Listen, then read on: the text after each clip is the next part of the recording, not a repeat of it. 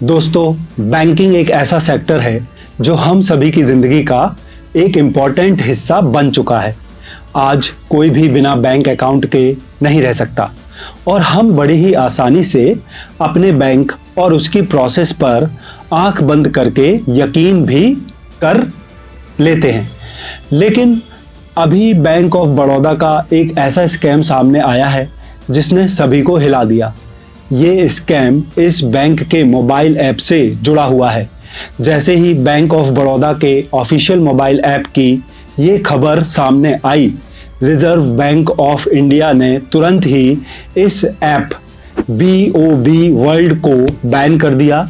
जिसके बाद bank of Baroda को तो झटका लगा ही, लेकिन उसी के साथ साथ जिन लोगों का बैंक ऑफ बड़ौदा में अकाउंट था उन्हें भी एक तगड़ा झटका लगा है।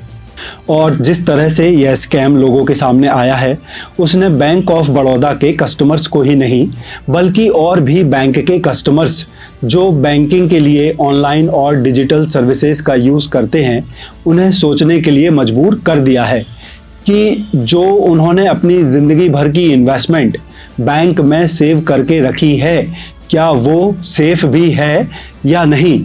लेकिन ऐसा क्या स्कैम हो गया जिसने ऑनलाइन बैंकिंग यूज़ करने वाले लोगों के पैरों तले जमीन खिसका दी। आइए डिटेल में जानते हैं आज के इस वीडियो में।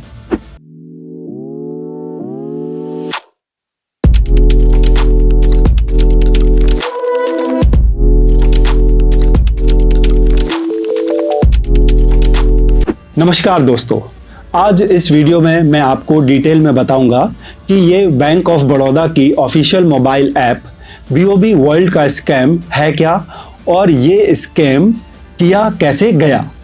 दोस्तों, RBI यानी कि रिजर्व बैंक ऑफ इंडिया देश के सभी बैंकों के कामकाज पर नज़र रखता है और देश के हर बैंक के लिए रूल्स और रेगुलेशंस बनाता है।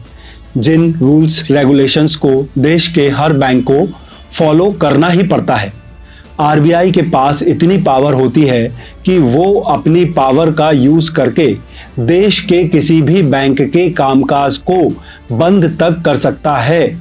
और अपनी इन्हीं पावर का यूज करते हुए RBI ने 10 अक्टूबर 2023 को एक प्रेस रिलीज किया जिसमें बैंक ऑफ बड़ौदा के official mobile app BOB world पर पाबंदी लगाते हुए कहा कि कोई भी इस ऐप में अब न्यू रजिस्ट्रेशन नहीं कर पाएगा। इस बैन के मुताबिक कोई भी नया रजिस्ट्रेशन BOB वर्ल्ड में नहीं हो पाएगा, लेकिन जिन्होंने पहले से ही रजिस्ट्रेशन किया हुआ है उन पर किसी भी तरह का बैन नहीं लगा है। RBI ने अपने प्रेस रिलीज में यह भी कहा है कि BOB वर्ल्ड के मौजूदा यूजर्स पर इस बैन का कोई भी असर नहीं होना चाहिए। ऐसा पहली बार नहीं है जब RBI ने किसी बैंक की डिजिटल प्लेटफॉर्म पर बैन लगाया है। इससे पहले भी HDFC बैंक की डिजिटल प्रोसेस में कमी देखने के बाद RBI ने HDFC बैंक पर भी न्यू डिजिटल बैंकिंग इनिशिएटिव और नए क्रेडिट कार्ड को लॉन्च करने के लिए 2020 में रोक लगाई थी। RBI ने HDFC बैंक के इंटरनेट और मोबाइल बैंकिंग सिस्टम में कई ग्लिचेस की वजह से HDFC के डिजिटल बैंकिंग सिस्टम पर रेस्ट्रिक्शन लगाए थे और कहा था कि जब HDFC अपने ऑनलाइन बैंकिंग सिस्टम के ग्लिचेस को ठीक करेगा उसके बाद ही उनको कोई रिलैक्सेशन दी जाएगी। और मार्च 2022 में जाकर HDFC बैंक से इन रेस्ट्रिक्शंस को हटाया गया। लेकिन जो BOB वर्ल्ड पर बैन लगा है यह एक अलग मामला है, क्योंकि यह कोई प्रोसेस में ग्लिचेस का मामला नहीं है, बल्कि यह स्कैम बैंक ऑफ बड़ौदा के एम्प्लॉयज़ के धोखाधड़ी करने की वजह से हुआ है।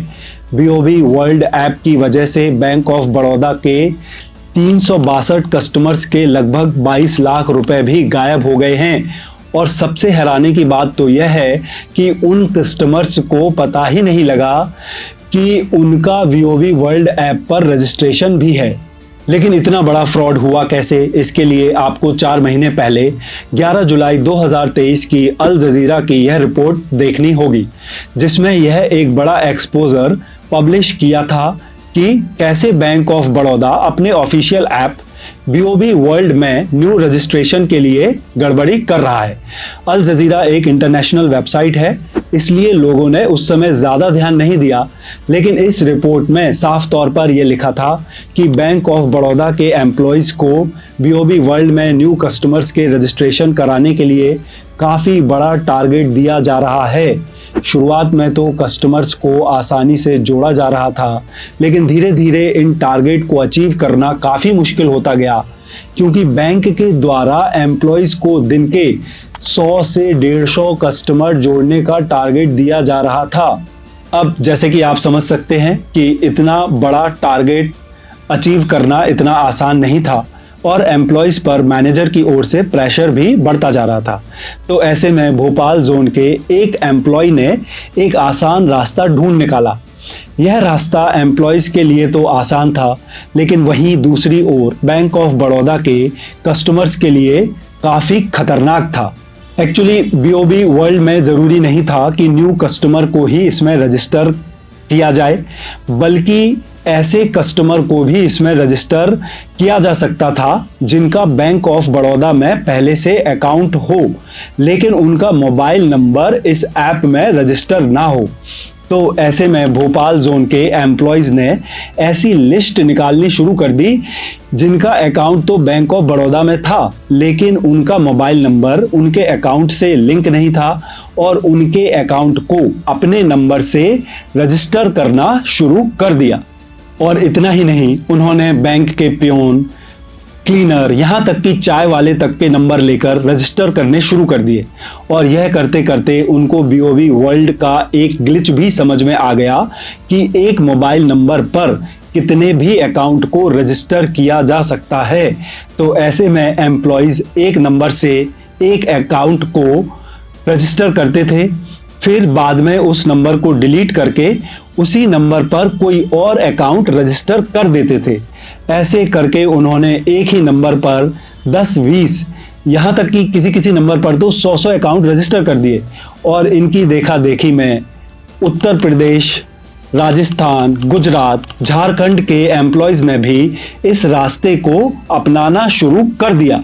लेकिन 2022 के लास्ट से कई लोगों ने यह नोटिस करना शुरू कर दिया कि उनके बैंक अकाउंट को अननोन नंबर से रजिस्टर किया जा रहा है और कई लोगों ने अपने इस कंसर्न को ट्विटर पर भी पोस्ट करना शुरू कर दिया, जिसके बाद बैंक ऑफ बड़ौदा ने भी इस बात को नोटिस किया और उसके बाद भोपाल जोन को ईमेल भेजी कि 1300 ऐसे नंबर मिले हैं जो कि 30 से ज़्यादा अकाउंट से लिंक हैं, जल्दी से जल्दी इन अकाउंट को रिमूव किया जाए। फिर दिन पर दिन लोगों के द्वारा कंप्लेन बढ़ती जाने लगी, तो आरबीआई भी एक्शन में आ गया और उन्होंने बैंक ऑफ बड़ौदा को तुरंत ही इंटरनल ऑडिट करने के लिए कह दिया। यह बैंक के कस्टमर्स के लिए बहुत ही खतरनाक भी था, क्योंकि अगर किसी के भी बैंक अकाउंट में आप किसी भी मोबाइल नंबर को लिंक कर देंगे तो यह तो उसके लिए बहुत ही रिस्की हो जाएगा। आप इमेजिन करो, अगर आपका बैंक अकाउंट किसी के भी मोबाइल नंबर से लिंक हो जाए तो वो तो ओटीपी मंगाकर आपके अकाउंट से पैसे भी निकाल सकता है। तो इसका मतलब बैंक ऑफ बड़ौदा के अपने खुद के एम्प्लॉयज़ ने ही बैंक के कस्टमर्स को बड़ी ही खतरनाक सिचुएशन में लाकर खड़ा कर दिया।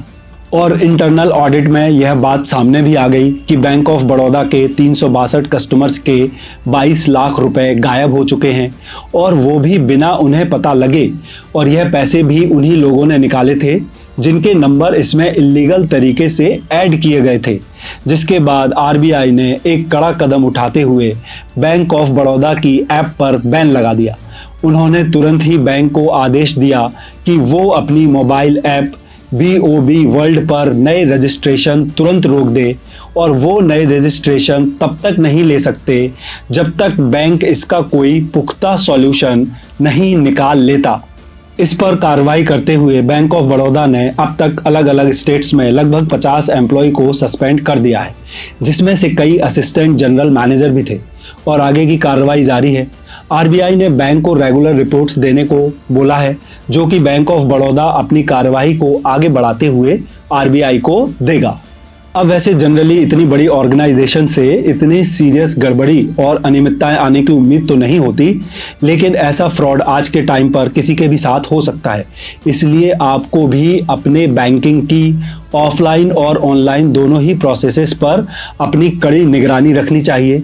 खास तौर पर यह ज़रूरी जांच कर लें कि आपका फ़ोन नंबर आपके बैंक अकाउंट से लिंक है या नहीं, और अगर नहीं है तो पहले तो आप उसे लिंक करा लें और फिर आपके मोबाइल नंबर पर आए किसी भी ओटीपी को आपको किसी से भी शेयर नहीं करना है, क्योंकि यह आपके पैसों की सिक्योरिटी के लिए बहुत ही खतरनाक हो सकता है।